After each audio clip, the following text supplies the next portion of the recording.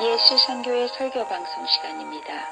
오늘 설교방송은 종교개혁기념주의를 맞이하여 신약성경 로마서 3장 9절부터 31절의 말씀을 가지고 믿음에 의한 의라는 제목으로 예수선교의 조은찬 목사님의 설교가 있겠습니다.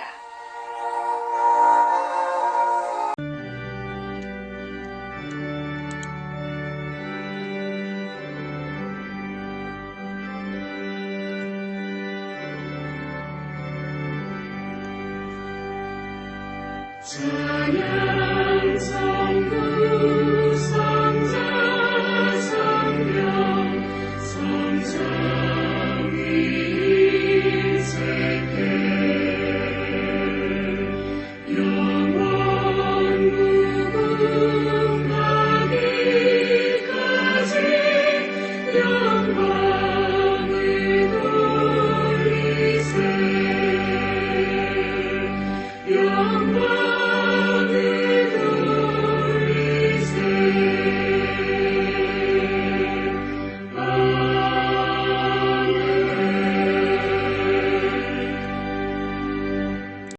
사도신경 낭독하심으로 신앙 고백 드리겠습니다.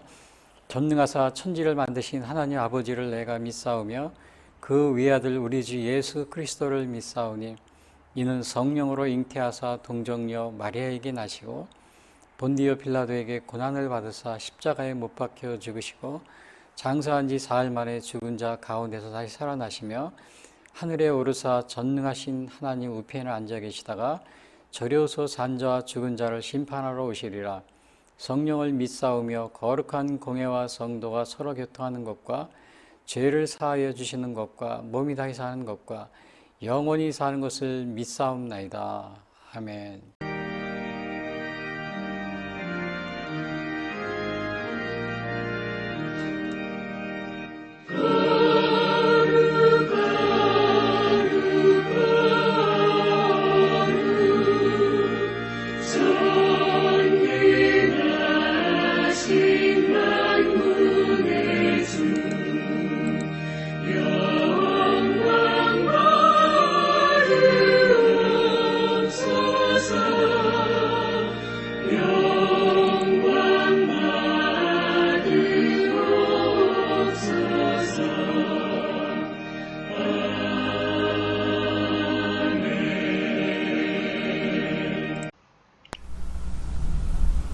이어서 오늘 방송 설교를 위한 성경 말씀 봉독이 있겠습니다. 그러면 어떠하냐? 우리는 나으냐? 결코 아니라. 유대인이나 헬라인이나 다 죄 아래에 있다고 우리가 이미 선언하였느니라. 기록된 바 의인은 없나니 하나도 없으며 깨닫는 자도 없고 하나님을 찾는 자도 없고 다 치우쳐 함께 무익하게 되고 선을 행하는 자는 없나니 하나도 없도다. 그들의 목구멍은 열린 무덤이요 그 혀로는 속임을 일삼으며 그 입술에는 독사의 독이 있고 그 입에는 저주와 악독이 가득하고 그 발은 피 흘리는데 빠른지라. 파멸과 고생이 그 길에 있어 평강의 길을 알지 못하였고 그들의 눈앞에 하나님을 두려워함이 없느니라 함과 같으니라. 우리가 알거니와 무릇 율법이 말하는 바는 율법 아래에 있는 자들에게 말하는 것이니 이는 모든 입을 막고 온 세상으로 하나님의 심판 아래에 있게 하려 함이라. 그러므로 율법의 행위로 그의 앞에 의롭다 하심을 얻을 육체가 없나니 율법으로는 죄를 깨달음이니라. 이제는 율법 외에 하나님의 한 의가 나타났으니 율법과 선지자들에게 증거를 받은 것이라. 곧 예수 그리스도를 믿음으로 말미암아 모든 믿는 자에게 미치는 하나님의 의인이 차별이 없느니라. 모든 사람이 죄를 범하였음에 하나님의 영광에 이르지 못하더니 그리스도 예수 안에 있는 성령으로 말미암아 하나님의 은혜로 값없이 의롭다 하심을 얻은 자 되었느니라. 이 예수를 하나님이 그의 피로써 믿음으로 말미암는 화목제물로 세우셨으니 이는 하나님께서 길이 참으시는 중에 전에 지은 죄를 간구하심으로 자기의 의로우심을 나타내려 하심이니 곧 이때에 자기의 의로우심을 나타내사 자기도 의로우시며 또한 예수 믿는 자를 의롭다 하려 하심이라. 그런즉 자랑할 때가 어디냐? 있을 수가 없느니라. 무슨 법으로냐? 행위로냐? 아니라 오직 믿음의 법으로니라. 그러므로 사람이 의롭다 하심을 얻는 것은 율법의 행위에 있지 않고 믿음으로 되는 줄 우리가 인정하노라. 하나님은 다만 유대인의 하나님이시냐? 또한 이방인의 하나님은 아니시냐? 진실로 이방인의 하나님도 되시느니라. 할례자도 믿음으로 말미암아 또한 무할례자도 믿음으로 말미암아 의롭다 하실 하나님은 한 분이시니라. 그런즉 우리가 믿음으로 말미암아 율법을 파기하느냐? 그럴 수 없느니라. 도리어 율법을 굳게 세우느니라. 이어지는 찬양은 예수로 나의 구주 삼고 성령과 피로써 거듭나니 라는 찬양입니다.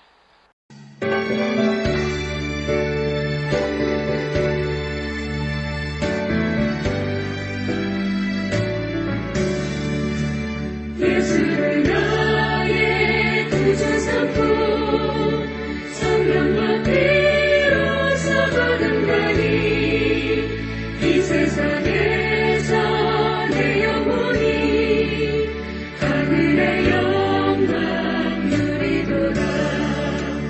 이것이 나의 간증이요 이것이 나의 찬송일세.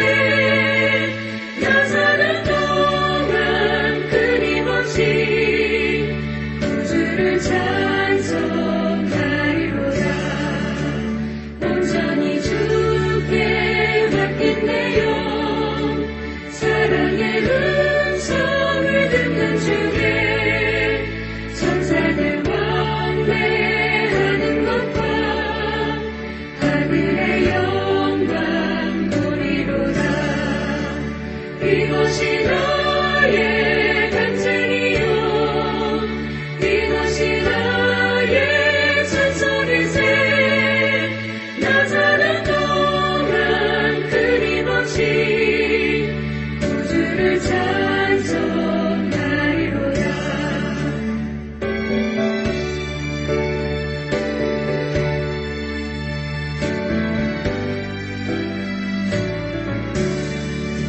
주 안에 기쁨 그림으로 마음의 풍랑이 잔잔하니 세상과 나는 간 곳 없고 구속한 주만 보이도다. 이것이 나의 간증이요 이것이 나의 찬송일세.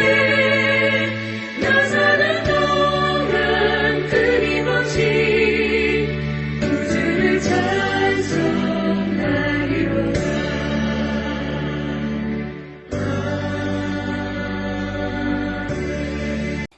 종교개혁 기념일을 맞이해서 로마서 3장 9절부터 31절 말씀 가지고 믿음에 의한 의라는 제목으로 말씀드리겠습니다. 이 종교개혁이 올해가 504주년입니다. 왜냐하면 마르틴 루터가 종교개혁을 한 게 1517년이었기 때문에요. 그리고 당시에 그 개혁자로는 이제 쭈빙길리 또 주한 칼빈이 있습니다. 그리고 마르틴 루터 이전에도 있었는데 한 100년 전에 그 영국의 그 위글리프라고 있습니다. 위글리프, 그 다음에 보헤미아, 오늘날 아마 체코 거기에 주한 후스가 있었고요. 그래서 오늘은 주로 이제 그 마르틴 루터를 중심으로 해서 또 로마서 3장을 가지고 믿음에 의한 의에 대해서 제가 말씀드리려고 합니다. 그 종교개혁을 보면은 이 성경에도 물론 종교개혁이 있습니다. 그래서 첫 번째 보면은 이 아사왕 때 종교개혁이 있었는데요. 여기 열왕기상 이제 15장에 나와 있는데요.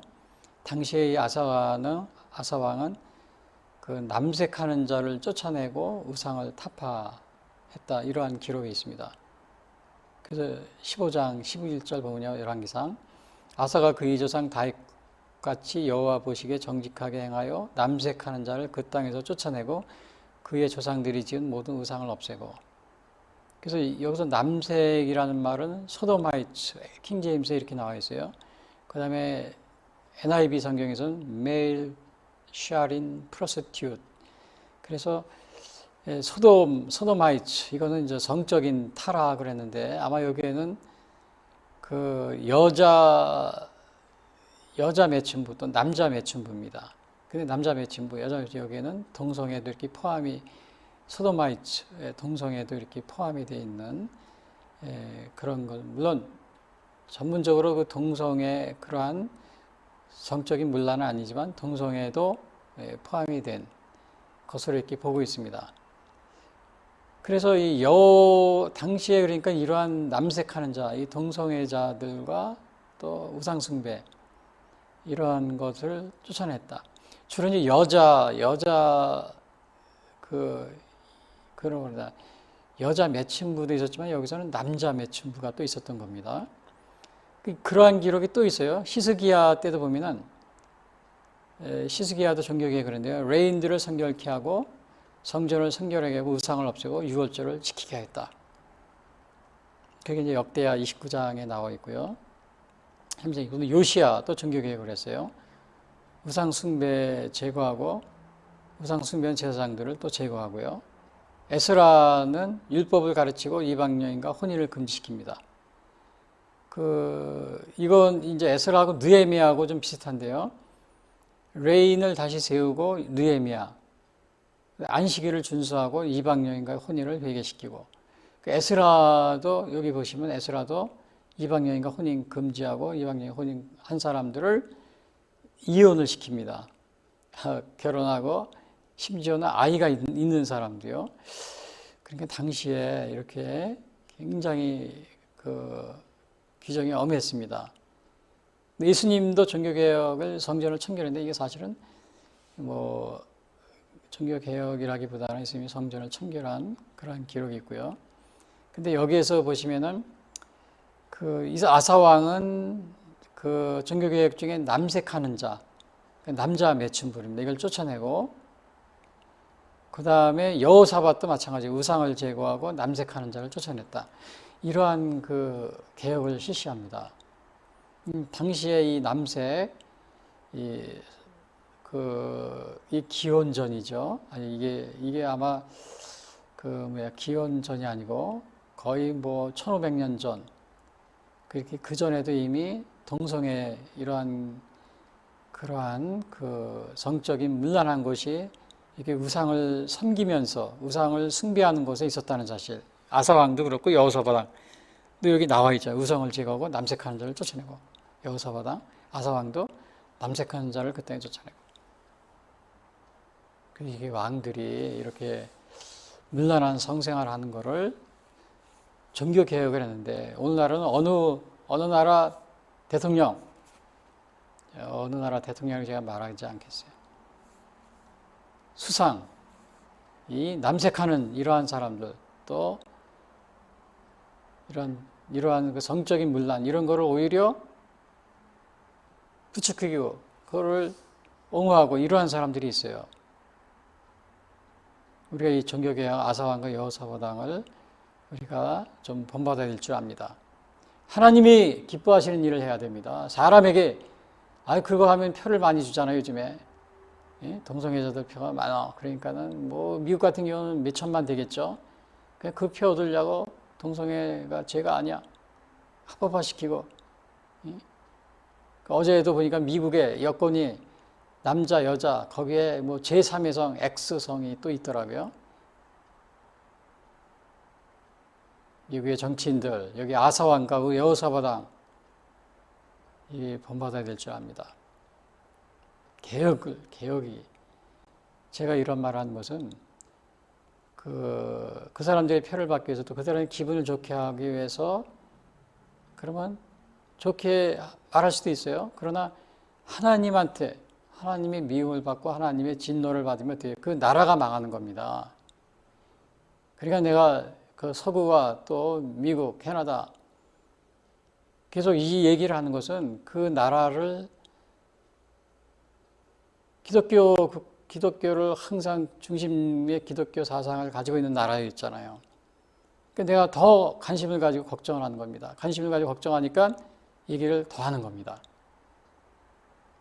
관심이 없으면 죄를 짓든 말든 그냥 내버려 두지만은 이 개혁을 하지 않으면은 개혁을 하지 않으면 하나님의 미움을 받고 나라가 망하니까 제가 자꾸 얘기하는 겁니다. 그 종교 개혁 전에 이 사람들이 있었어요. 종교 개혁 이전에. 그런데 이제 이 종교 개혁의 원인이 뭐냐면요. 화면을 보시면요. 제가 간단하게 몇 가지 적어놨는데, 성직자가 당시에 그 부도덕했다. 이 뭐 축첩, 세습 그런 게 있었다고 그럽니다. 근데 이 축첩 같은 경우는 물론 이제 성직자들이 당시에 뭐 신부님들이 이렇게 결혼할 수 있어요. 또 독신을 지낼 수도 있고. 근데 결혼을 하더라도 왜 첩을 둡니까? 두세 명씩. 그렇게 했다고 그럽니다. 첩을 또 몰래 두고. 그리고 이제 자녀들이 또 그 교회를 세습을 시키고 굉장히 심각했다고 그럽니다. 그러니까 부와 명예를 세습을 시키는 겁니다. 그 명예를 시키는 게 나중에 그래서 1200년도에 가면은 이제 종교회의를 열어가지고는 결국은 성직자 독신제를 이렇게 통과시키는 거죠. 근데 사실은 이게 중세 때 굉장히 이게 아주 축첩과의 세습, 특히 그 자녀에 의한 세습이 너무 심했기 때문에 성직자 물론 이제 그렇기 때문에 뭐 독신제를 했다 이렇게 비난하는 분도 있는데 그게 아니고 카톨릭 자체 내에서는 뭐 세습 때문에 독신제를 한 것이 아니고 좀 이렇게 미사를 진행하고 이렇게 하는데 좀 더 거룩한 생활을 하기 위해서 독신제를 했다 이렇게 얘기를 하고 있습니다. 그러나 제3자 입장에서 많은 사람들이 이 세습 문제 이런 것이 문제가 되니까 독신제로 한 것이 아니냐 또 이렇게 생각하는 사람도 많이 있습니다. 근데 아무튼 굉장히 심했습니다. 중세 때. 그래서 오늘날 우리가 대한민국에도 많은 분들이 이렇게 또 성적인 문제 또 세습의 문제 이런 것이 혹시 우리가 관련이 되어 있는 거 아닌지 사소한 우리가 이러한 것을 정말 교훈으로 삼아야 됩니다. 교훈으로 삼아야 돼요. 그리고 물론 이제 각 개개마다 우리는 그렇지 않다. 우리는 뭐 깨끗하게 뭐 이렇게 다 이렇게 인계하고 뭐 그랬다 이렇게 하지만은 우리가 그러나 중세 때도 그랬습니다. 중세 때도 다 우리는 예외야. 그러나 역사적으로 우리가 판단해 볼 때는 중세 역사를 볼 때는 완전히 그 성적인 타락과 세습으로 인해서 중세 교회가 완전히 그냥 엉망이 됐다는 사실을요. 꼭 이걸 명심하시기 바랍니다. 그리고 교황청의 경제적 착취 이거는 주로 면죄부 이런 걸 판매해 가지고요. 뭐 잘 아시다시피 당시에 그 베드로 성당을 로마에 이제 짓는데 특별히 그 독일 지역 쪽에서 이제 이렇게 많이 이렇게 헌금을 받고 그랬는 것 같아요. 그래서 나중에는 이 당시에 성직 매매 이런 것도 있었습니다. 돈을 주면은 성직자 이렇게 어느 지역에 이렇게 교육으로 보내주고 이런 게요. 그리고 완전히 이런 거는 또 헌금을 면죄부를 판매하면서 이거를 돈을 주고 사면은 조상들이 연옥에 있다, 뭐 천국으로 한다, 또 지옥에 있다, 연옥으로 한다, 막 이런 식으로요.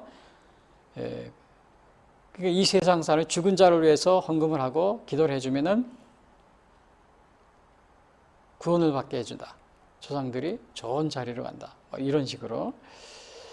이런 거는 다 성경에 오늘날 좀 맞지 않는 얘기들이죠. 특별히 가장 어려웠던 이런 일이 벌어졌던 가장 중요한 원인 중에 하나가 뭐냐면 이 라틴어 미사입니다. 독일에서도 라틴어로 미사드려요. 그래서 전혀 못 알아듣죠. 또 성경이 없어서 성경은 신부들만 가지고 있었어요. 그 성경은 라틴어 성경 또 있어야 헬라어 성경. 헬라어 성경. 루터도 보면은 헬라어 성경 가지고 공부를 했다고 그래요. 그러니 이게 여러분 헬라어를 그게 공부하는 게 그게 쉬운 게 아니잖아요. 외국어를 공부하는 게. 독일 사람이 라틴어, 뭐 헬라어. 예? 그러니까 거의 1000년 이상을, 1500년 이상을 예?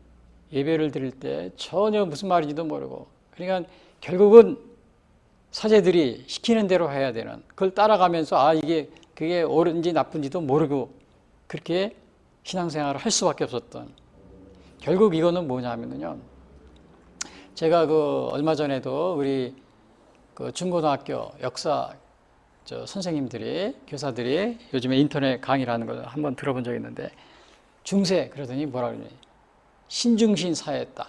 그 다음에 종교개혁이 일어나서 르네상스로 오면서 사람 중심으로 바뀌었다. 이제 이렇게 얘기하더라고요. 근데 저는 그 얘기를 듣고서는 거기에 동의할 수 없었어요. 저도 그렇게 배웠어요, 사실은. 그런데 중세는요, 하나님이 사람을 얽매여놓은 신중심이 아니고 중세가 사람 중심이었습니다. 중세가 인간 중심이었습니다. 인간 중심. 이게 무슨 말이냐면은, 자, 이 신부님들이 성경을 자기들만 알았죠. 그 다음에 전혀 그 교인들은 그 성경을 모르고 뭐가 뭔지 모르고 그냥 신부만 따라가는 겁니다. 미사도 라틴어로 하니까 뭔지도 모르고. 예수님은 이 땅에 우리에게 오셔서 사도 바울이 갈라디아서 뭐라 그랬어요? 예?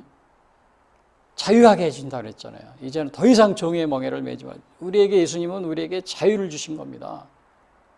예수님은 우리에게 자유를 주신 거예요. 그런데 이 성경을 라틴어로 예배드리고, 그 다음에 성경을 모국어로 번역이 된 게 없어서 알지도 못하는 걸, 성경을 모르고 있었기 때문에 사람들이 어떻게 돼요? 사람의 노예가 된 겁니다. 이 신부지만은 교황을 비롯한 이 당시 종교 지도자들 사람이잖아요. 인간. 그 인간의 노예가 된 거예요. 그러니까 그 중세는 인간 중심이, 원래 하나님은, 예수님은 우리를 해방시키신 분이에요. 인간의 노예가 되어 있었어요. 그러니까 이게 뭐 인간 중심의 시대입니다. 중세는 신중심이 아니고, 하나님의, 예수님의 의도는 전혀 그것이 아닙니다. 사람들이, 종교 지도자들이 완전히 사람 중심으로, 인간 중심으로 완전히 통치를 한 겁니다. 예수님의 뜻하고는 전혀 관계없이. 그 중세는 신중심이 아니고 인간 중심의 시대예요. 그 종교개혁이 일어나서 성경을 보급하고 나서, 성경을 보고 백성들이 알고 또 모국어로 예배를 드리고, 그럼으로써 다시 자유를 얻은 겁니다. 참 자유. 신중심으로 돌아온 거예요. 오늘날은 신중심의 세대예요. 왜? 우리가 자유롭잖아요. 신앙생활에서.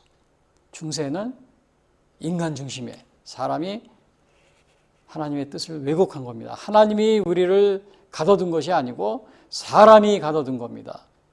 그래서 중세는 인간 중심, 오늘날은 신중심의 세대로 돌아온 겁니다. 우리가. 왜? 신중심은 우리에게 자유를 주셨어요. 자유롭잖아요. 그래서 그러한 면에, 그래서 오늘 이렇게 당시의 중세에 이러한 그 언어를 쓰지 못하게 함으로써, 언어를 모르는 말로 씀으로써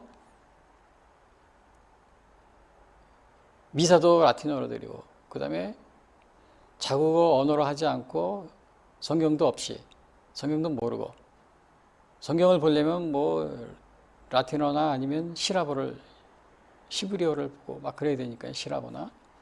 그러니까 전혀 알 수가 없었던 겁니다. 백성들이, 신앙이, 기독교인들이 전혀, 백성들은 모르는 거예요. 신부들이 알고 이거를 가지고 사람 중심으로, 인간 중심으로 장난을 친 겁니다. 중세는 인간 중심의 세대예요. 하나님의 뜻과는 관계없이 인간이 마음대로 해석을 했어요. 면죄부도 그래서 그렇게 나온 겁니다.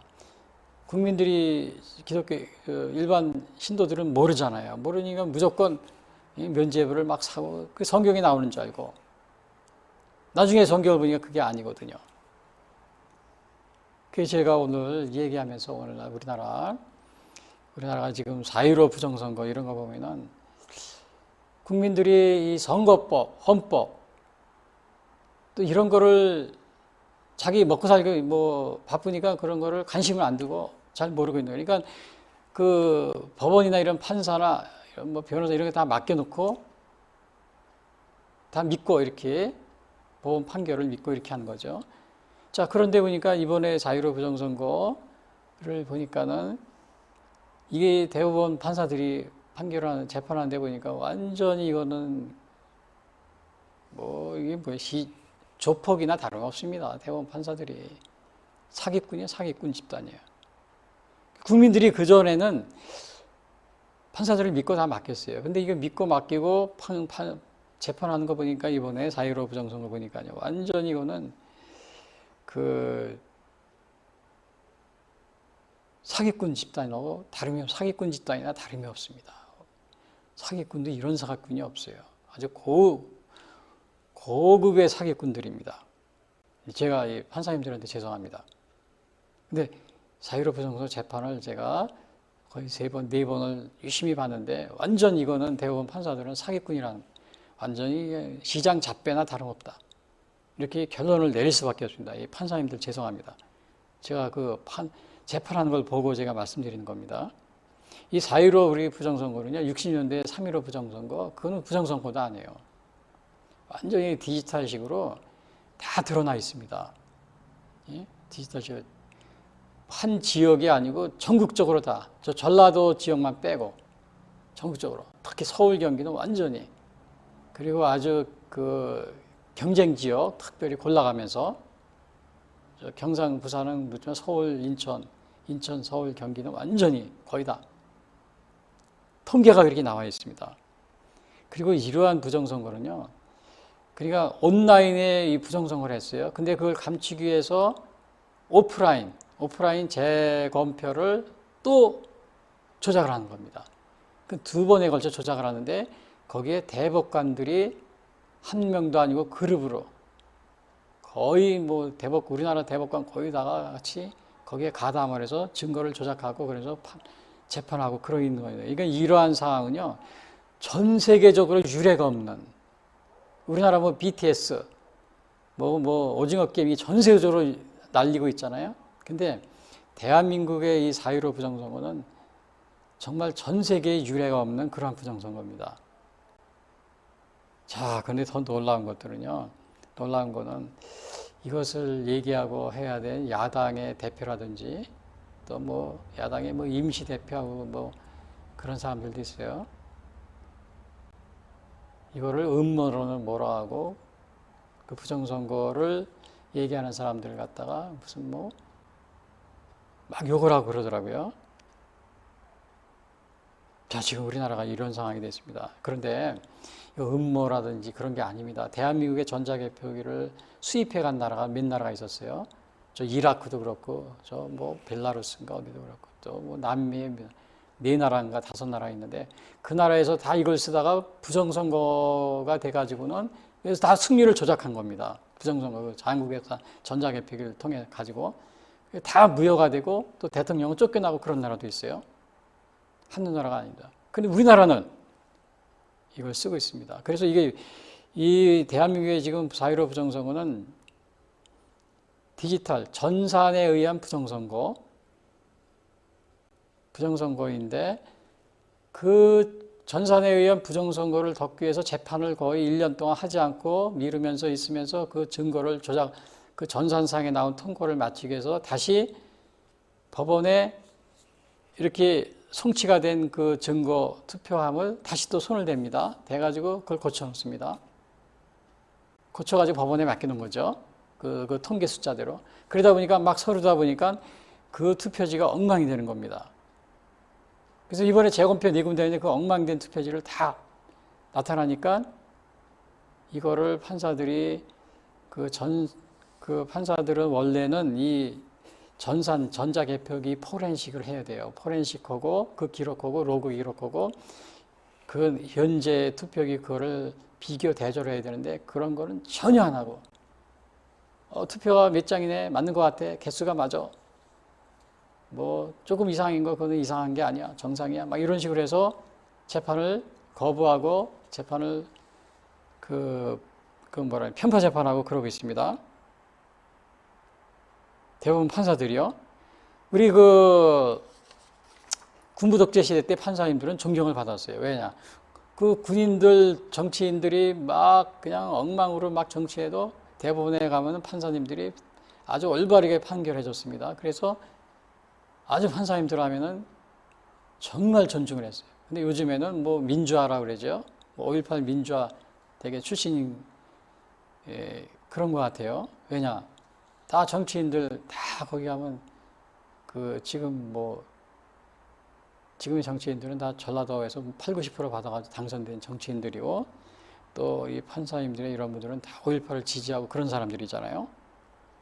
5.18 재판하면은 다 전라도 그쪽 민주화 이렇게 라고 하면서 판결하신 분들 그런 분들인데 그런 분들이 어떻게 이거 4.15 부정선거 재판은 그렇게 합니까? 결국 이것은 제가 말씀드리는 거는 이 라티노 중세 이 교회가 타락한 이유, 라티노 미사, 그 다음에 신부들만 아는 성경, 히라보, 히브리어, 라티노 성경만 쓰고 있었어요. 그래서 일반 성도들은 그걸 모르고 있었던 겁니다. 그냥 따라서 하는 거예요. 그만 믿고, 신부들만 믿고, 종교 지도자들만 믿고.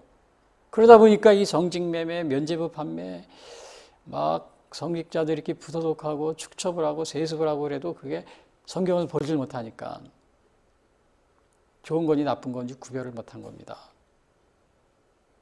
오늘날 대한민국에 왜 이렇게 망가졌느냐? 우리 대한민국 국민들이 다 똑똑합니다. 그러나 돈 벌고 먹고 사냐고 바쁘냐고 국가 일은 신경을 안 써요. 그리고 맡겨놓고 그러면 그동안에는 정직하게 재판을 하고 다 그러니까 판사님들 믿고 그러고서 그냥 자기 일하고 그러고 했는데 요즘에는 그렇게 하다 보면은 이제는 이 판사님들이 과거의 그 판사님들이 아니라 완전히 사기꾼이 돼 있잖아요. 그것도 일반 판사가 아니고 대법원 판사들이 한 명도 아니고 그룹으로 완전히 조폭같이요. 그래서 이제는 판사님들이라고 그러지 않고 사람들이 조직폭력배 일당이라는 말을 해요. 일당. 그거 좀 저급한 말이죠. 지금 그런 식이 돼버렸습니다. 믿고서 맡기고서 우리 일을 할 수가 없는. 그래서 이 국민들이 이제는 법을 직접 봐야 되고 또 판결하는 법을 봐야 돼요. 그리고 야당에 무슨 선거법이 있다. 그럼 선거법을 다 국민들이 알고 있어야 돼요. 그렇지 않으면 야당에서 지금 보세요. 야당 대표들이 그 중간 그 대통령 후보자 발표하는데도 몇 프로 찬성 반대 이거 발표해요? 안 하잖아요. 그리고 발표 왜 안 하냐 그러면 여당은 했어요 다요. 발표 안 하냐 그러면 선거법에 나와 있다는 거예요. 선거관리위원회에서 그렇게 얘기해주고 자기들 그래. 근데 그것은 선거법에는 그렇게 나와 있지 않아요. 여론조사는 발표를 안 하지만 그 지금의 그 대통령 후보 투표 여론조사는 투표입니다. 투표는 발표하게 돼 있어요. 그러니까 그거를 국민들이 모르니까 그렇게 거짓말을 하면서 오히려 발표하라고 그런 사람을 비난하고 욕하고 그러면 이 나라가 망하는 쪽으로 가는 겁니다. 망하는 쪽으로 가는 거예요. 지금 대한민국 큰일 났습니다. 제가 말하지만 이 중세의 이 라티노 미사, 그 다음에 그 라티노 성경만 쓰고 또 히라보 성경만 쓰니까 일반 백성 교회 성도는 모르니까 완전히 교회가 타락한 이게 여기에 주요 원인이 있습니다. 그래서 제가 이거를 이해하기 시켜서 우리나라 이 4.15 총선의 재검표에 대해서 이 판사님들이 법을 모르는 일반인들을 상대로 재판을 하면서 부정선거 재판해달라니까 엉터리로 막 자기들 마음대로 하듯이 당시의 이 중세시대의 이 성직자들하고 뭐가 다릅니까? 그래서 일어난 것이 마르틴 루터가 종교개혁을 일으켰는데 이 종교적 개혁자들이 있어요. 위글리프와 자누스가 사제들이 성직자들이 막 거짓말하고 그래도 성도들이 몰라 이게 막 속고 넘어가고 그래서 위글리프 한 게 뭐냐면 성직자들 그러면 안 된다. 그래서 성경을 영어로 번역을 했어요. 영어로 번역하니까 그 신부들이나 당시의 교황이나 성직자들이 야 이거 백성들이 성경을 보면은 자기들이 죄가 탄로나잖아요. 그냥 화형을 시켜버렸습니다. 위글리프를. 자누스도 영국이 자누스는 체코인가 그래 보헤미아 출신이야. 여기도 마찬가지고. 4.15 부정선거에 우리 부정선거 재판하는데 국민들은 자기 일이 바쁘니까 판사들을 믿고 예? 자기를 하면서 판결을 좋게 해달라고 이렇게 믿고 맡겼는데 국민들이 법을 모르는 걸 이용해가지고 엉터리로 판결하는 겁니다. 엉터리로. 중세시대 이 성직, 이 사람들이 타락한 이게 뭐예요? 이러한 중세 타락한 이러한 사람은 뭐가 다릅니까? 경제적 착취하고 성직 매매하고 면죄부를 파며 돈을 줘야 판결을 해주고 그렇죠? 자기들이 법은 자기들이 알고 있는 것 같지. 그 국민들이 이 법을 선거법 또 대통령 후보자 선출하는 이 선거법 이런 거 또 이런 걸 다 우리나라 헌법 이런 걸 다 여러분들이 보고 관심을 가져야 됩니다. 그래야 이 나라가 올바로 갈 수 있어요. 교회가 그렇게 하지 않아가지고 성경을 모르니까 이렇게 성도들이 성경을 모르니까 완전 이렇게 암흑의 시대 신중심이 아니고 사람 중심인 거야. 신부 중심이니까 사람이잖아요. 사람 중심, 인간 중심의 시대가 예수님은 절대로 우리를 암흑도 묶어두지 않았습니다. 우리를 자유케 했다고 그랬어요. 다시는 종의 맹요를 매지 말라고 그러잖아요. 내가 너희를 자유케 했으니 다시는 중세는 신이 우리를 붙들어맨 암흑의 시대가 아니고 인간이 붙들어맨 인간이 신을 붙들고 성도들을 붙들어맨 암흑의 시대입니다. 인간 중심의 시대였었어요. 신 중심이 아니고 우리 그 역사 가르치시는 선생님들 중고등학교 아마 그런 식이 올바르게 해석해야 될 줄 압니다. 그래서 이제 그거를 깨우치게 하려니까 완전히 화형시킵니다. 위글리프와 후스를. 그리고 마르틴 루터, 중점적으로 제가 마르틴 루터를 얘기했는데 오늘 성경 본문을 들어가지도 못했는데 시간상 제가 마르틴 루터가 그 강조한 것은 이신덕의 이신칭의를 강조합니다. 이것은 믿음을 통해서 하나님 앞에 우리가 구원을 받는다. 심판대 앞에서 심판을 면하게 된다. 믿음을 통해서. 근데 이 종교개혁 전에는 뭐라 그랬어요? 성직자의 부도도 성직을 매매하고 그 다음에 이 면죄부를 판매하면서 돈을 헌금을 내야 죄사함을 받는다 이런 식으로 했잖아요. 근데 루터가 아니다. 믿음을 통해서 우리가 구원을 받는 건 믿음을 통해서다. 심판대 앞에서 믿음을 통해서 우리가 심판을 면하게 된다. 그래서 루터에 대한 게 이렇게 제가 이렇게 해놨는데요.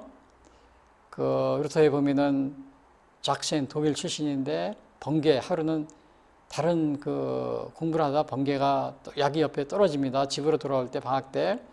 그래서 살려주면 수사가 되겠습니다. 이렇게 서약을 했어요. 자기도 모르게. 22살 때 어거스틴 수도원에 들어가 수행을 하는데 그걸 알고 아버지가 막 반대를 합니다. 야단을 치고. 근데 나중에 이제 사제가 되었습니다. 사제가 되었는데 항상 이게 죄책감에 빠져 있는 거예요. 하나님은 무서운 하나님, 심판의 하나님이잖아요. 항상 두려움 속에 삽니다. 자기가.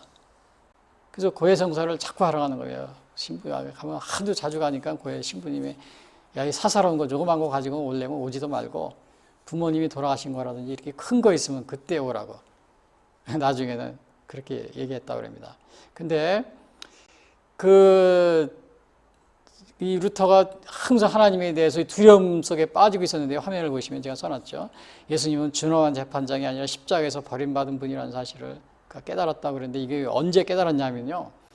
하나님은 무서운 분이다 이렇게 루터는 알고 있었는데 심판의 하나님, 무서운 분, 그래서 두려워하고 있었는데 하루는 십자가의 예수님을 바라보게 됐습니다. 근데 그 십자가의 예수님, 하나님의 아들 예수님은 뭐라고 그랬어요? 마태복음 27장에서 나의 하나님 어찌하여 나를 버리셨습니까? 루터가 십자가상의 예수님이 나의 하나님 어찌하여 나를 버리셨습니까? 아니 하나님이 어떻게 울부짖을 수 있는 것인가? 어떻게 버림을 당할 수 있단 말인가? 그래서 루터는 그 십자가를 통해서 하나님의 공의, 심판하시는 하나님의 공의와 또 이 사랑의 하나님, 그러한 사실을 깨닫게 됩니다. 우리 하나님은 심판하시는 그런 무시무시한 분이시지만 또 한편으로는 십자가 위에서 나의 하나님 어째 나를 버리셨나이까. 우리를 사랑하시는 그런 하나님이라는 사실을 깨닫게 됩니다. 그래서 마르틴 루터의 신학은 십자가의 신학입니다. 십자가 위에서. 그래서 루터는 여기에서 하나님의 선하신가 사랑을 깨닫게 됩니다. 하나님의 은혜를 깨닫게 돼요. 심판, 공의의 하나님이 있어 사랑의 하나님. 그 루터는 그걸 십자가상에서 그리스도를 통하여 이 완전히 전적인 타락에 빠진 인간 하나님의 은혜 가운데 오직 믿음으로 말미암아 살리라는 이신칭의 그것을 그가 깨닫게 됩니다. 그래서 그가 정말 두려움에, 심판의 두려움에 떨고 그래서 막 고해성사도 그냥 자주 가고 그다음에 자기도 그냥 금욕도 하고 막 그랬는데 이제 십자가상의 그 그리스도, 그게 뭐예요? 나의 하나님 어째 나를 버리셨나이까. 어떻게 하나님이 버림을 받을 수 있어? 여기에서 하나님의 사랑을 깨닫는 순간, 십자가 위에 있는 하나님의 사랑을 깨닫는 순간, 그리스도를 통해서 그는 고백을 합니다. 나는 그 순간 나는 천국에 들어가 있었던 것 같다. 나는 그 순간 천국에 들어가 있는 것 같았다. 그 두려운 하나님의 심판으로부터 벗어나서 이제 사랑의 하나님, 공의의 하나님이서 사랑의 하나님인 것을 깨닫는 순간에 나는 천국에 들어가 있는 것 같았다. 고백을 하게 됩니다. 그래서 이신칭의, 루터의 신학은 한마디로 말하면 이신칭의 이겁니다. 이신득이, 하나님 편에서는 칭의, 사람은 득이. 믿음을 통해 의인의 신분을 얻게, 인간이 스스로 의인이어서가 아니라 하나님 심판대 앞에서 정죄를 면하는 법적 의의를 믿음을 통하여 얻게 되므로 심판대 앞에서 심판을 면하는 것을 의미하는 것. 이것이 오늘 루터가 고백하는 겁니다. 그래서 루터는 그 외에 마딘 제사장 이거를 또 주장하고 또 독일 기적에게 고함이라는 책을 써가지고는 제후들이 평신도잖아요. 제후들도 영적인 문제 해결에 나설 것을. 왜냐하면 만인 제사장이 모두 다 하나님 나라 건설에 책임이 있다. 그래서 만인 제사장, 독일 기적의 고함 그런 책을 쓰고 바벨론 포로라는 책을 써가지고 우리는 성례가 성찬식을 베풀면 우리에게 그것이 우리에게 구원을 가져다 주는 것이 아니고 성례를 받는 사람의 믿음에 의해서 우리가 또 그 효력을 발생한다. 성찬식이. 그런 걸 바벨론 포스 이런 걸 씁니다. 책을. 또 기독교인의 자유 이런 책도 썼어요. 그래서 이제 결국은 보름수 국회에서 팜을 받습니다. 그러나 당시에 그 프리디 제후의 도움으로 피신합니다. 그리고 그 다음에 독일어 성경을 번역을 해서, 그리고 이제 그 다음에 루터를 지지하는 바와 반대하는 파의 황제 교황파와 나눠집니다. 그러나 결국은 나중에 아우그스부르크에서 루터교가 공인이 됩니다. 정식으로. 물론 이제 존 칼빈의 그것은 나중에 이제 물론 5, 60년 후에 다시 존 칼빈이 시작을 했지만요. 그것은 1648년 거의 한 100년 후에 웨스트팔렌 조약인가요? 거기에서 칼빈도 정식으로 인정을 받습니다. 그래서 더 이상 싸우지 않게 되고요. 그 전에는 뭐 30년 전쟁, 뭐 100년 그런 게 전쟁을 했어요. 굉장히 많은 전쟁을 사람도 많이 죽고 프랑스에서 뭐 위그너 전쟁 그래가지고 하룻밤 사이에 그냥 몇만 명을 카톨릭 천주교인들이 개신교인들을 죽이고 하룻밤 사이에요. 그 축제일 날, 결혼식 날. 여러분 이게 사람이 난 이해가 안 됩니다. 이 종교재판 중세, 종교재판 중에 사람을 후스도 보면 어떻게 했어요? 화형을 시켰잖아요. 1401년 위글리프도 그렇고 후스도. 물론 나중에 존 칼빈도 보면은 그 당시에 제네바시에서 그 반대자를 개혁을 반대했던 사람을 화형을 시킨 적이 있습니다. 그 이름을 제가 기억이 안 나는데요. 아무튼 그것 때문에 칼빈도 후대에는 많은 그 비난을 받습니다. 물론 그리고 루터도 마찬가지예요. 그 루터의 영향을 받아서 농민 그 민조를 중심으로 해서 농민 그 반란이 일어났는데 그 농민 반란을 루터가 거기에 지지를 해주지 않고 오히려 물론 이제 농민들이 폭력을 써가지고 막 사람들을 죽이게 됩니다. 그래서 그 루터가 제후들에게 그 농민 반란을 진압하라. 거기에 편을 듭니다. 그 당시에 거의 한 10만 명인가 죽었습니다. 근데 그 농민 반란 때 그 반대자들을 어떻게 처형했냐면 정말 무자비하게 그것은 나중에 그 이제 제세례파 같은 경우 또 그렇게 많은 그 이단이라고 그래가지고 이렇게 처형을 당하는데 당시에 종교개혁 그 제세례파는 뭐 쯔빙길리 그 이렇게 파로 해서 갈려도 나온 건데요. 그 제가 그 당시에 그 상황 그 어떻게 그 사형을 당했나 이거 보니까 뭐 화형 당하는 것도 있지만은 그 제사협회 같은 경우는 보니까 완전히 그 나무에다가요 제사협회 교인들을 목매달아서 그냥 아주 쫙 몇 수십 그루를 나무에다 커다란 나무에다 매달아 놓고 죽이는 이러한 것들도 당시에 그 그림 그려놓은 게 있습니다. 그걸 보고 그려놓은 거죠 당시에.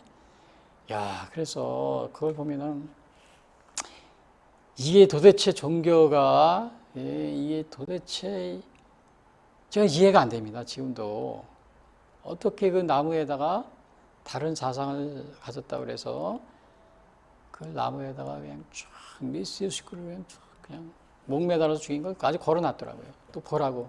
또 심지어는 교회 그걸 보라고 그 천주교에서 그 반대자들을 처형할 때 보면은 성당에다가 이렇게 철장을 만들어 가지고 성당에서 죽인 사람 거를 철장에 만들어 놓고 이렇게 걸어둡니다.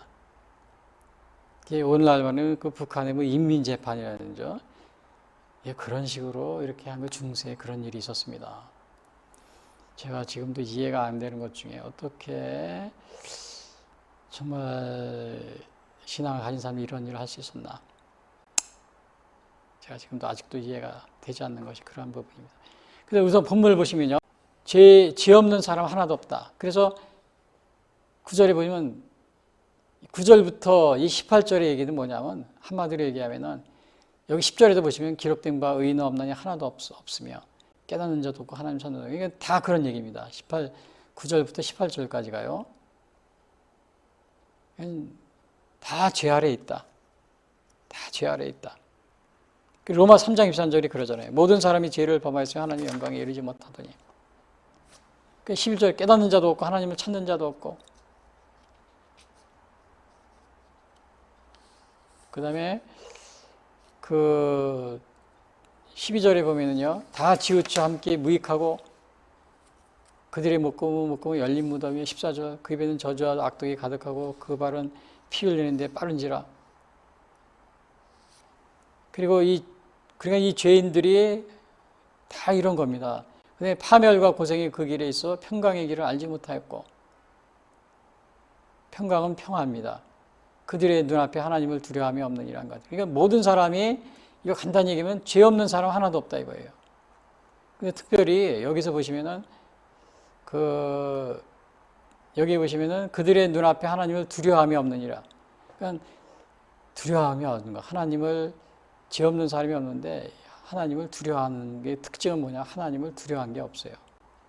그래서 우리가 그 세상적으로 굉장히 똑똑하고 또 뭐 천재적이고 이런 사람들이 간혹가다 어떻게 하나님을 두려워하지 않으면 어떻게 돼요? 완전히 바뀝니다. 완전히 바뀌어요. 그 대표적인 게 뭐예요? 히틀러, 또 저 스탈린, 김일성, 또 중국의 모태똥. 얼마나 똑똑한 사람들이에요. 그런데 저 히틀러 같은 경우는요, 굉장히 머리가 잘 돌아간대요. 근데 하나님을 두려워한 게 없는 겁니다. 완전히 이거는 두려워한 일이 없으면 이렇게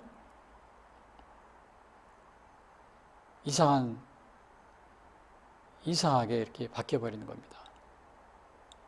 그래서 특별히 정치인들은 선한 양심과 하나님을 두려워하는 이런 사람이 정치를 해야 돼요. 능력 의지다? 그게 아닙니다. 여러분, 히틀러가 얼마나 능력을 인정받았어요. 그러나 그가 얼마나 많은 사람을 죽이고 비도덕적으로 생활했습니까? 스탈린도 마찬가지고요. 정치는 능력이 있다고 하면 안 됩니다. 하나님을 우선 두려워할 줄 아는 사람이 해야 돼요. 하나님을 두려워할 줄 아는 사람이 능력이 있게 되면, 두려워할지 모르는 사람이 능력이 있게 되면 스탈린과 히틀러와 김일성처럼 바뀌는 거 그냥 눈 깜짝할 삽니다. 그래서 여러분, 정치인들을 선출할 때 항상 먼저 저 사람이 선한 양심을 가지고 하나님을 두려워할 줄 아는 사람인가, 이걸 봐야 돼요. 그런 걸 봐야 됩니다. 그래서 여기서 지금 여기 9절부터 18절이에요. 죄 없는 사람 하나도 없다. 근데 죄 없는 사람 하나도 없어. 그러니까 결국은 뭡니까? 의인은 하나도 없다 이겁니다. 이것은 여기만 나오는 게 아니고 시편 53편에 나와요. 시편 53편 3절. 각기 불러가 함께 더러운 자가 되고 선을 행하는 자 없으니 한 사람도 없다. 또 어디에 나오냐면은 그 시편 53 로마서 3장 23절에도 나옵니다. 모든 사람이 죄를 범하였으며 하나님의 영광에 이르리라. 그 다음에 이와 같이 모든 사람이 죄를 지었으므로 사망이 모든 사람에게 이르느니라. 로마서 5장 12절. 그러니까 결국은 죄 없는 사람이 하나도 없다. 두 번째는 여기서 성경에서 말하고 있는 게 뭐냐면 우리의 죄는 율법의 행위로는 의롭다함을, 그러니까 죄가 다 있어요. 근데 우리가 의롭다함을 받는다는 건 구원을 받는다 이런 뜻하고 마찬가지예요. 우리의 죄는 율법의 행위로는 의롭다함을, 구원을 받지 못한다. 그런 뜻입니다. 그게 3장 19절부터 20절에 그 얘기예요. 여기 보시면은 우리가 알거니와 무릇 율법이 말하는 바는 율법 아래 있는 자들에게 말하는 것이, 그 다음에 20절 그러므로 율법의 행위로 그의 앞에 의롭다 하시면 얻을 육체가 없나니 율법으로는 죄를 깨달아. 그러니까 율법으로서는 우리가 다 죄인이에요. 그러면 우리가 의롭다함을 받는다. 이것은 구원을 받아야 되는데 우리가 율법, 뭘 행함으로써 구원을 받을 수가 없다는 거예요. 선한 일을 행해서도 뭐 받을 수가 없어요. 아무리 우리가 선한 일을 행해서도. 그래서 이게 뭐예요? 율법의 행위로는 의롭다함을 얻지 못한다. 율법의 행위로는 구원을 받지 못한다. 이런 뜻입니다. 사람이 의롭게 되는 것은 율법의 행위로 말미암음이 아니요, 율법의 행위로서는 의롭다함을 얻을 육체가 없느니라. 이거는 다른 말로 얘기하면 그 율법의 행위, 그러니까 우리가 선한 행위를 많이 하면은 구원을 받을 수 있는 것인가? 그렇지 않다는 거고 같은 말입니다. 우리가 선한 행위로 구원을 받지 못한다. 율법의 행위로 구원을 받지 못한다. 이거와 같은 얘기예요. 그래서 여기 뭐라고 해요? 우리의 죄는 율법의 행위로는 의롭다함을 얻어요. 그러니까 우리의 죄입니다. 우리의 죄는 율법의 행위로는 죄 용서함을 받지 못한다. 죄 용서함을 받고 구원을 받지 못한다. 그런 뜻하고 마찬가지입니다. 죄 용서와 그 다음에 의롭게 하는 것과 구원은 같이 오니까요. 우리의 죄가 첫 번째 여기 제가 뭐라고 해요? 죄 없는 사람 하나도 없다. 그러나 우리의 죄는 율법의 행위로, 선한 행위로는 우리의 죄를 없앨 수가 없다. 용서함을 받지 못한다. 이런 뜻입니다. 이번 이슬람 종교도 5가지를 매일 지켜요. 5번 기도하고 하루에. 또 그 중에 하나가 선한 이웃을 도와야 된다. 이런 것도 있어요. 또 우리 타종교에서도 뭐 불교나 아니면 다른 종교에서 선한 일을 많이 하잖아요. 다 강조하잖아요. 또 우리 뭐 과거에 보면 뭐 공자, 맹자, 노론 이런 다 선한 일을 많이 해요. 근데 그것으로는 우리의 의롭다함을 얻지 못한다. 죄 용서함을 받지 못한다는 얘기입니다. 근데 어떻게 했냐? 그럼 세 번째, 예수 그리스도를 믿음으로 말미암아 얻는 의. 예수 그리스도를 믿음으로 말미암아 우리가 죄 용서를 받고 의롭게 된다. 이런 뜻입니다. 그것이 21절부터 28절에 나와서 굉장히 길어요. 예? 이거 21절, 24절, 28절 이 얘기가 뭐냐면 한마디로 얘기하면 예수 그리스도를 믿음으로 말미암아 우리가 의롭게 되고 죄 용서함을 받고 구원을 받는다. 이런 뜻입니다. 여기 21절에 보면요. 22절, 예수 그리스도를 믿음으로 말미암아 모든 믿는 자에게 미치는 하나님의 의인이 차별이 없느니라. 그랬죠. 근데 여기에서 중요한 것은 뭐예요? 22절. 모든 사람에게 주는 것이 아니고 모든 믿는 자에게 준다고 그랬어요. 다 주는 게 아니고 차별이 없는데 믿는 자에게. 그리고 그러니까 이 죄를 씻을 수가 없어요. 그러나 믿는 자는 죄 용서함을 받고 구원을 받고. 그런데 24절에 보면은 예수 안에 있는 성령으로 말미암아 하나님의 은혜로 성령, 예수님이 우리를 죄를 속해 주셨다는 겁니다. 근데 어떻게 하느냐? 25절. 하나님의 그의 피로 믿음으로 말미암아 화목제물로 세우셨으니. 그래서 그 지은 죄를 간과하심으로 자기의 의로움을 나타내 하심이라. 그래서 하나님이 예수님의 피로서 그것을 십자가에서 달려 속량하셨는데 우리의 죄를, 그 예수님의 피의 속량을 믿는 사람들은 지은 죄를 간과하심으로 그랬죠. 지은 죄를 간과하심으로 우리가 의롭게 되는 겁니다. 이거는 어떻게 설명할 수 있냐면 구약 시대에 보면 회생제사라는 게 있어요. 속죄제. 이거는 뭐냐? 우리 죄가 있어요. 그럼 제사장한테 양을 가지고 갑니다. 제사장님, 내가 이러이러한 죄를 졌는데 내 죄를 용서해 달라고 내가 제사를 드리려고 합니다. 그러면 제사장이 그 양을 가져온 걸 잡습니다. 그리고 양의 피를 제단에 뿌립니다. 뿌리고 그 제물을 태웁니다. 태우면 그 사람의 죄가 사해지는 거예요. 하나님 앞에서. 매번 죄 지으면 또 양을 갖고 와서 또 그렇게 우리의 죄를 또 속죄제를 드리고. 근데 오늘날은 그렇게 하질 않고 어떻게 예수님이 피로써 25절 이 예수를 하나님이 그의 피로써 어디서 십자가 위에서 피를 흘리신 겁니다. 그래서 우리를 위해서 대신 속죄 제물이 되신 거예요. 그래서 우리가 예수님이 우리를 위해서 속죄 제물이 되셔서 우리의 죄를 용서해 주시려고 속죄 제물이 되셨다는 것을 믿으면은 우리에게 우리 죄가 사해지는 겁니다. 사해지고 우리가 의롭다함을 받게 되고 그래서 구원에 이르는 그것을 여기에서 오늘 얘기해 주고 있어요. 그의 피로써 우리가 이거는 이것을 꼭 기억하고 있어야 돼요. 여기서 우리의 죄를 간과하신다고 그랬죠. 용서해 주신다는 겁니다. 죄를 용서해 주신다고 그래요. 여러분 타종교에서 죄 용서하지 그런 게 없습니다. 예수님은 오셔서 직접 죄인의 죄를 그 자리에서 사해 주십니다. 죄를 사해 주신 것은 하나님의 권세만 하나님의 아니고선 죄를 사해 주실 수가 없어요. 근데 예수님이 이 땅에서 죄를 직접 사해 주셨어요. 그것은 예수님이 바로 하나님과 동등한 지위를 가지고 있다는 겁니다. 그래서 예수님은 하나님의 아들이시지만은 동시에 하나님과 동등한 그 삼위일체라는 겁니다. 이슬람에서 마음에서 죄의 용서를 해줍니까? 안 됩니다. 왜? 사람이기 때문에. 그러나 예수님은 하셨습니다. 근데 예수님은 이슬람에서 예수님을 하나님이 아니고 하나님의 아들, 그 하나님과 동등된 그러한 것으로 여기지 않고 마호멧보다 못한 선지자로 이렇게 여기고 있잖아요. 그러니까 거기에 죄 사함이 있습니까? 없습니다. 이슬람에 죄 사함이 있을 수가 없어요. 여기서 예수님을 믿고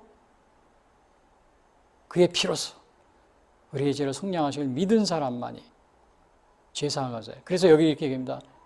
구원은 믿는 자에게만 주어진다. 구원은 믿는 자에게만. 저를 믿는 자는 멸망치 않고 예수님을 믿는 자는 멸망치 않고 예수님을 우리를 위해서 십자가에서 피를 흘려서 죽으신 것, 우리 죄를 위해서 죽으신 것을 믿는 자는 영생을 얻게 또 우리의 죄를 사해 주시고.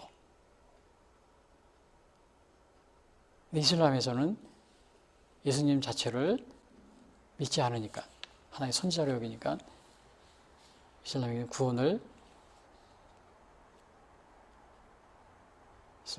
구원을 받을 수가 없는 겁니다.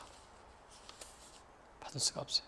그 사람들이 지금 20억이다. 인구가 이슬람인 교인이 인구가 있으면 아무리 많아도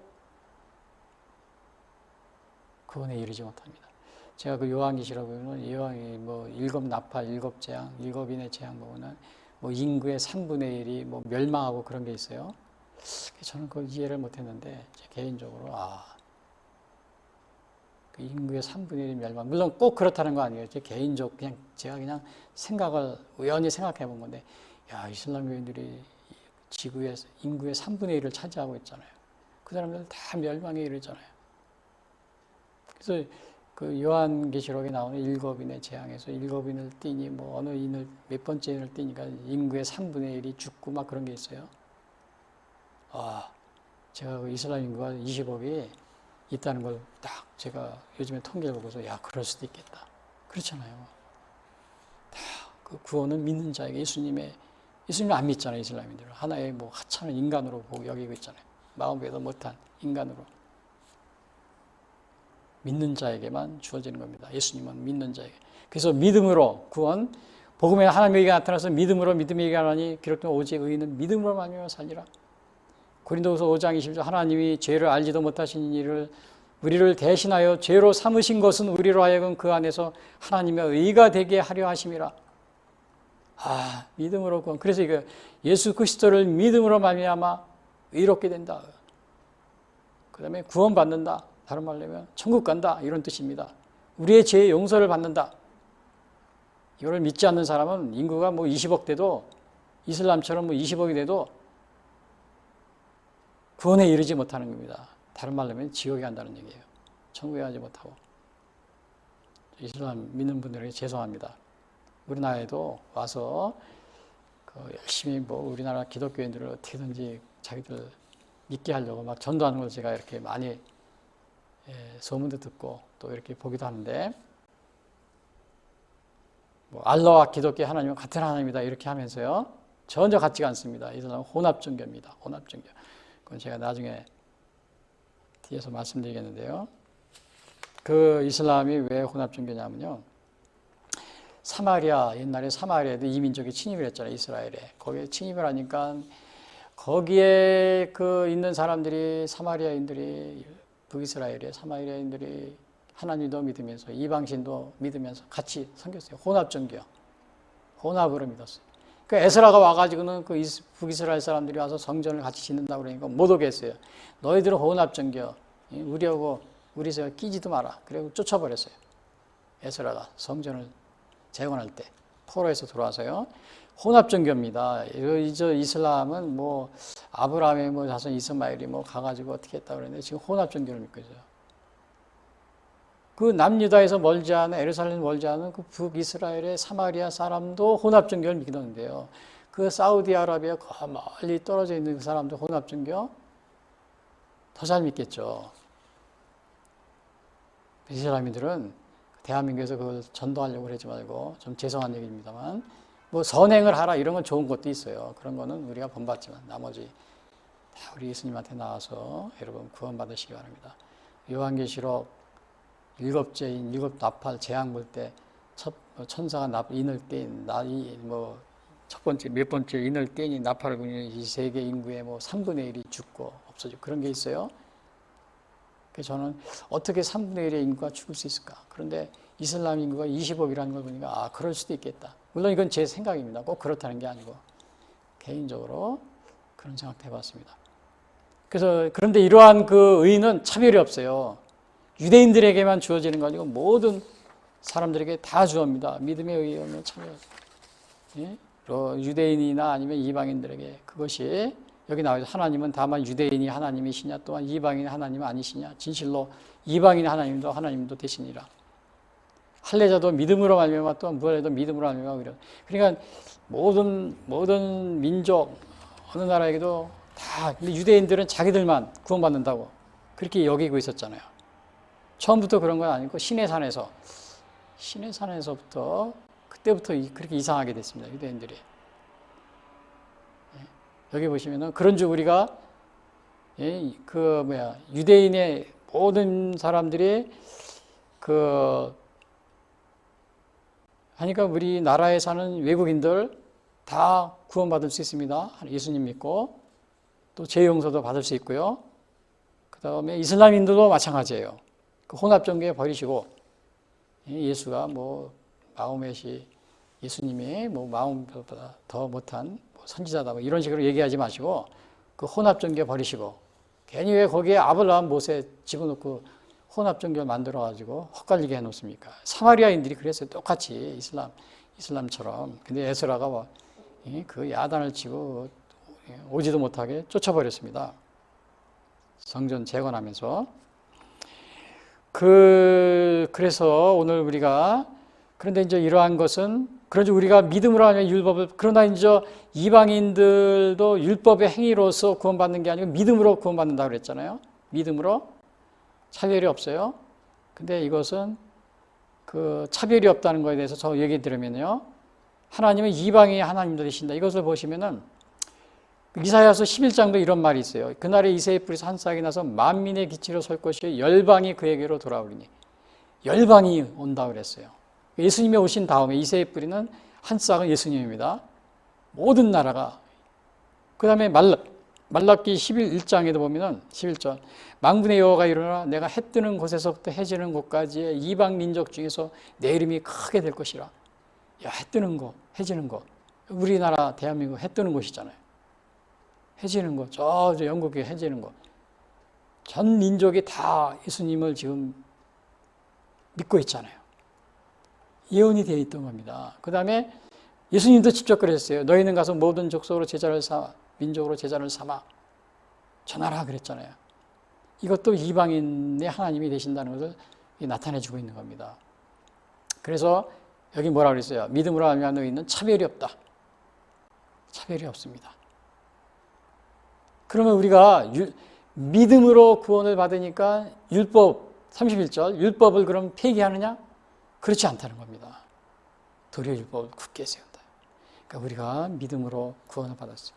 이 믿음으로 구원을 받은 것은 하나님의 선물입니다.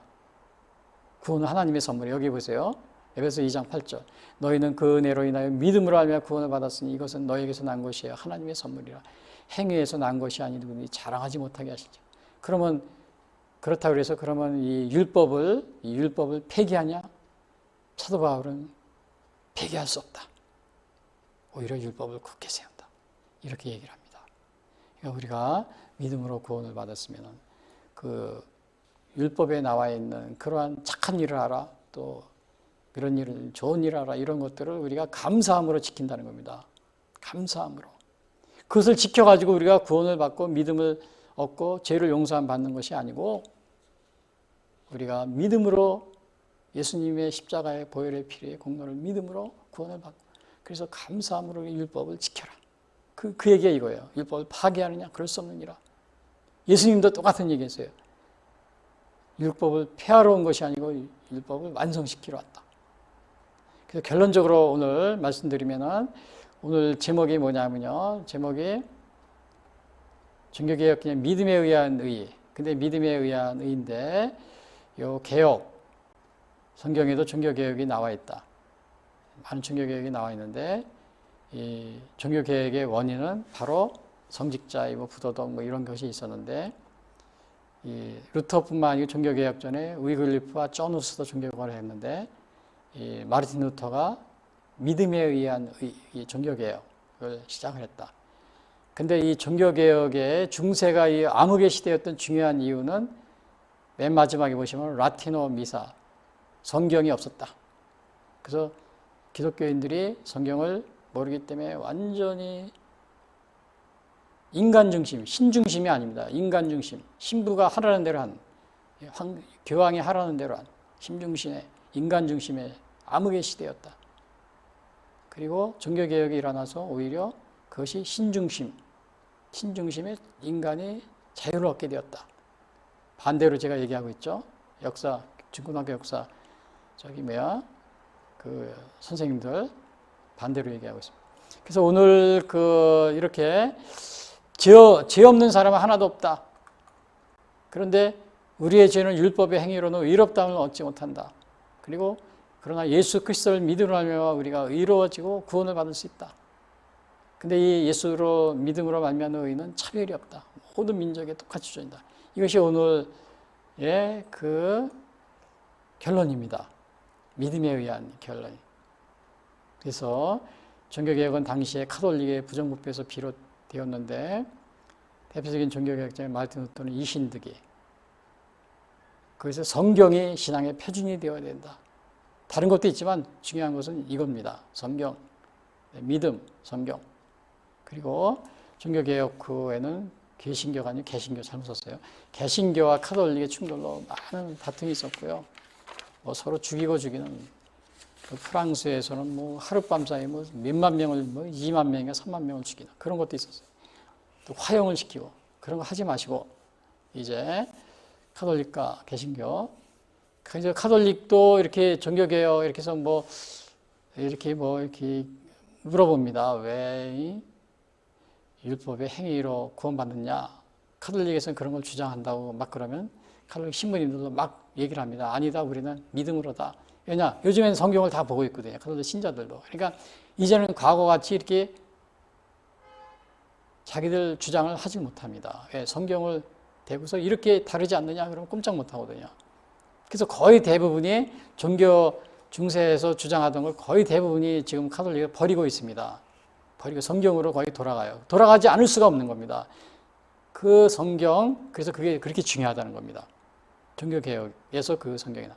그래서 오늘날은 많이 가까워졌어요. 그런데 아직도 많은 차이가 많이 존재하기 때문에, 그러나 우리가 이 차이를 부정적으로 보지 마시고 이제 개신교와 또 카톨릭, 또 과거와 같이 서로 죽이고 죽이는 그러한 것이 아닌 서로 화합하고 협력하는 그 성경으로 돌아가서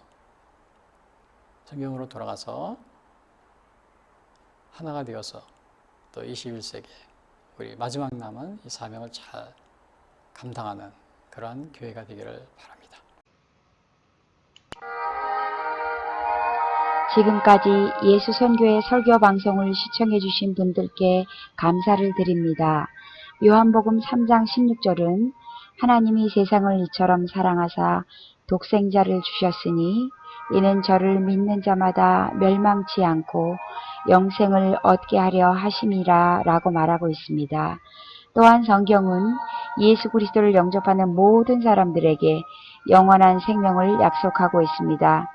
요한일서 5장 11절에서 13절은 또 증거는 이것이니 하나님이 우리에게 영생을 주신 것과 이 생명이 그의 아들 안에 있는 그것이니라.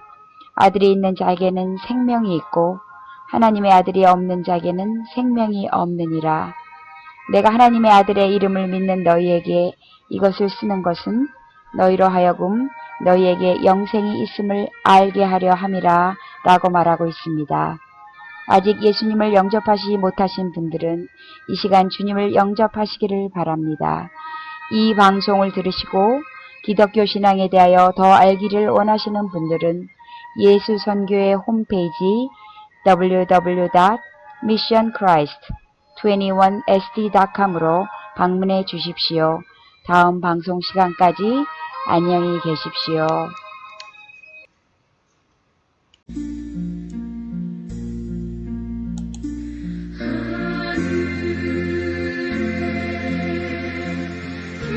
크신 아버지 이름 거룩하사 주님 나라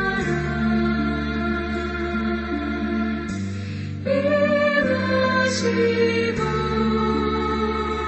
그